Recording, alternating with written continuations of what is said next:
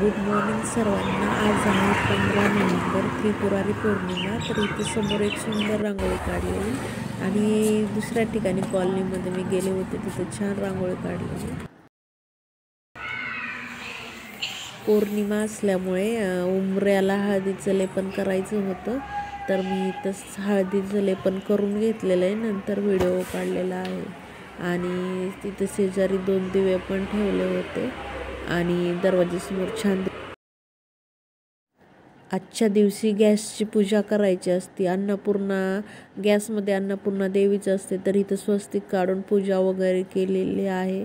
नंतर मी हळदी कुंकू फूल ठेवलं आणि त्याला दिवा पण लावून ठेवलेला, धूप पण लावून ठेवलेला। आणि सगळं करताना आपल्याला गॅस बंद करायचा आहे, म्हणजे सर्व काळजी घेऊनच करायचं आहे। हे आता मी इथं दिवा ठेवलेला आहे, नंतर धूप लावून ठेवला आणि फूल वगैरे ठेवलेलं। संध्याकाळी तुळशी मातेला ना आपल्याला तुपाचा दिवा लावायचा आहे। आज देवदीपावली आहे। देवदीपावलीच्या दिवशी तुपाचा दिवा लावलेले खूप चांगलं असतं। इथं मी तुपाचा दिवा लावलेला आहे, नंतर उदबत्ती लावत आहे। आणि दररोज संध्याकाळी मी तुळशीला दिवा उदबत्ती करतच असते, पण आज देवदीपावलीमुळे खूप छान वाटत होतं तुळशीला दिवा लावताना।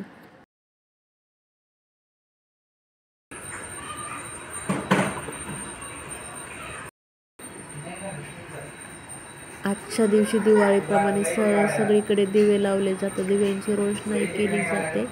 आज दिवाळीचा शेवटचा दिवस असतो, छोटी दिवाळी, त्यामुळे मी इथं गॅलरीमध्ये पणत्या वगैरे लावलेल्या आणि छोटीशीच गॅलरी, त्यामुळे मी अशा पणत्या लावलेल्या तिथं। आणि दरवाजासमोर दिवे ठेवलेले आहेत।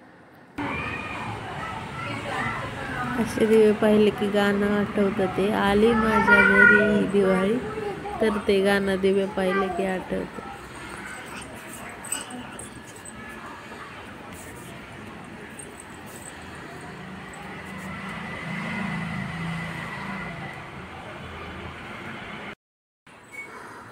इथं मंदिरामध्ये पण संध्याकाळी छान देवपूजा वगैरे करून घेतलेली आहे।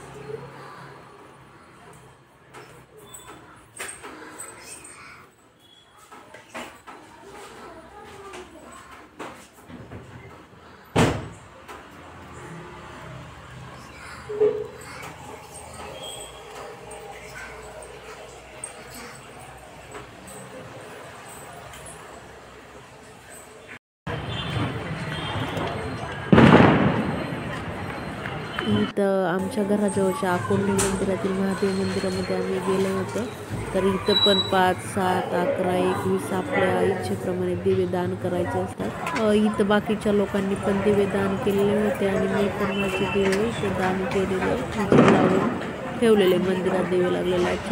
आजच्या दिवशी त्रिपुराचा वध केलेला श्रीकृष्णाने, त्यामुळे ही त्रिपुरारी पौर्णिमा साजरी करतात, दिवे लावतात। आणि 750 वाती असतात,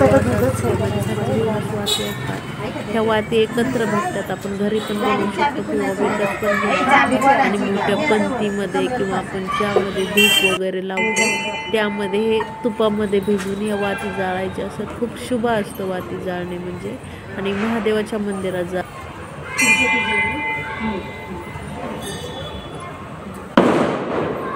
ज्यांना मंदिरात जाणं शक्य होत नाही ते घरी पण ही त्रिपुरवात जाळू शकतात आणि मंदिरात पण त्रिपुरवात जाळू शकतात। तर इथे तूप वगैरे टाकून मी वात पेटवलेले आहे, तर खूप चांगल्या प्रकारे वात चांगली पेटली।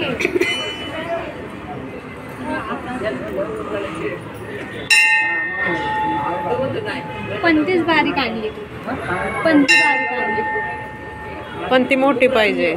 हे काय माझ्या गोल्याच्यात लगेच मागे ठेवतात ते कुंडी तिकडच्या साईड।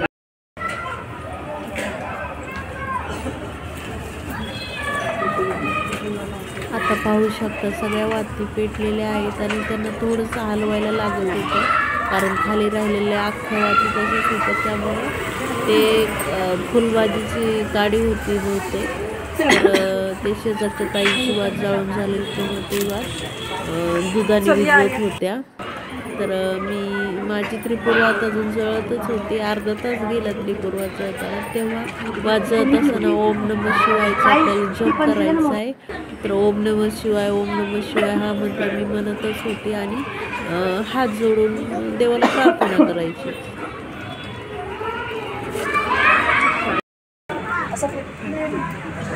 तिथं बरेच जण आता बरेच तिथे त्रिपुर्वाती जळताना दिसत आहे. तर अनेक बायका, 1-2 पुरुष पण होते तर तिथं त्रिपुर्वात जाळत होते. तर हे बघू शकता तिथं 7-8 एक सोबतच महादेवाचं दर्शन आधीच घेतलं होतं, पण तिथं गर्दी असल्यामुळे व्हिडिओ काढला नाही. नंतर मी त्रिपुर्वात जाळत असताना एकदा व्हिडिओ काढला आणि दर्शन परत एकदा घेतलं.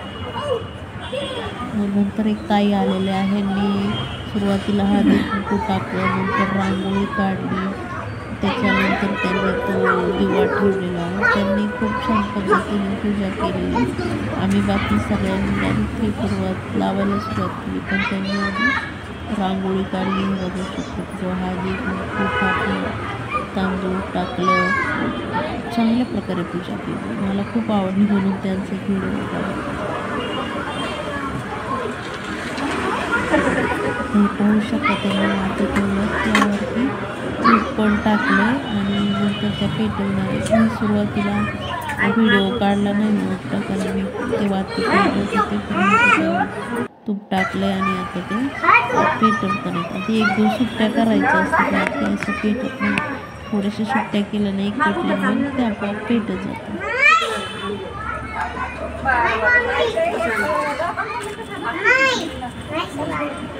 One, 2, 3, 4, 5.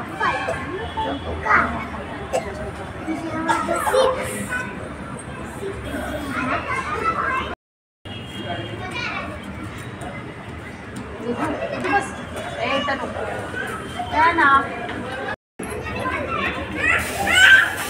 अशा प्रकारे त्रिपुर्वात जाळून झालेलं आहे. नंतर ती दुधाने आणि इथं आकुर्डीतून येताना एक महापालिका आयुक्त कोणतरी आहे, त्यांच्या बंगल्याला खूप छान लाईटिंग केलेली आहे. इथं पुढं ना ते लाजाळूचं झाड असतं ना, तर ते झाड मला दिसलं एका कॉलनीमध्ये त्या काकूंच्या घराच्या म्हणजे इथं भिंतीवर होतं. तर ते कसं हात लावल्यानंतर ते सगळं पान असं मिटून घेत, तर तेच मी आदिराला दाखवत होते. चल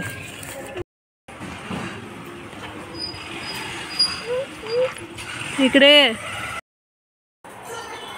नंतर मी संध्याकाळी मसाला वांग बनवलं होतं, आळूची वडी, चपाती, खीर होती, डाळ भात आणि समोसा आणि गुलाबजाम होते. मग छानपैकी जेवण केलं मस्त असं. नंतर हा 2-4 दिवसानंतरचा व्हिडिओ आहे. संकष्ट चतुर्थी होती, त्यानिमित्त आम्ही चिंचवडला मोराया गोसावी मंदिरामध्ये गेलो होतो. तरी त्रिपुरारी पौर्णिमेनिमित्त भव्य अशी मोठी रांगोळी काढली होती. खूप लांबपर्यंत ही रांगोळी काढलेली होती आणि खूप छान काढली होती. आम्ही 2-3 दिवस नंतर गेलो ना, त्यामुळे जरासं थोडं तुटल्यासारखं दिसत होतं. तरी पण खूप छान रांगोळी. हे बघा, इथून पुढे पण अजून रांगोळी आहे.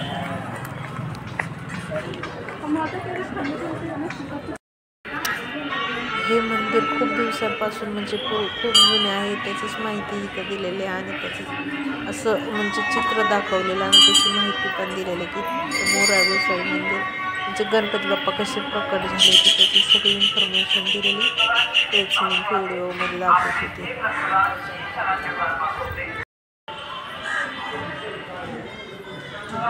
नंतर पुढे संकष्ट चतुर्थीसाठी मंगलमूर्ती मोरयाची इथं पण मोठी रांगोळी काढली होती.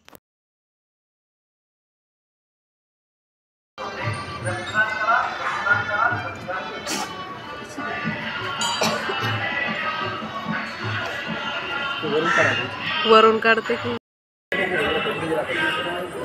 मोरया गोसावी साधू महाराज होते, त्यांची हे रांगोळी काढली.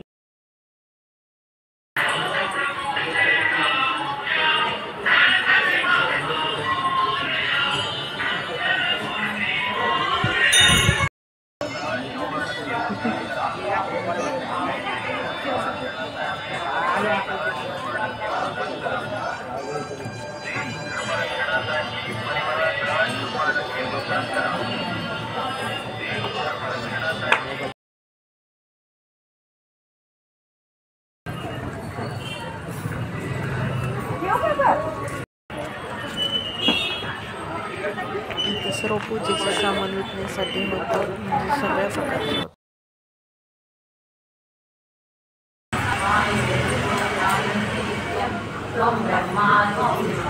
मोराया गोसावी महाराजांच्या मंदिरातून आल्यानंतर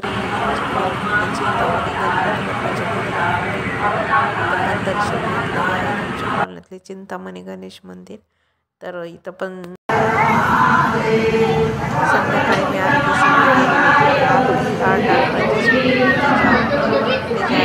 भजन वगैरे चाललेलं असतं. संध्याकाळी नंतर मस्त असा धपाटे, ठेचा आणि दही लोखंडी तव्यामध्ये ठेचा बनवला होता. ग्लासाने बारीक केलेलं, मिक्सरमध्ये वगैरे बारीक नव्हतं केलं. तर मस्त असं खूप छान जेवण केलेलं, धपाटे, दही, ठेचा एकदम गावरान जेवण केलेलं.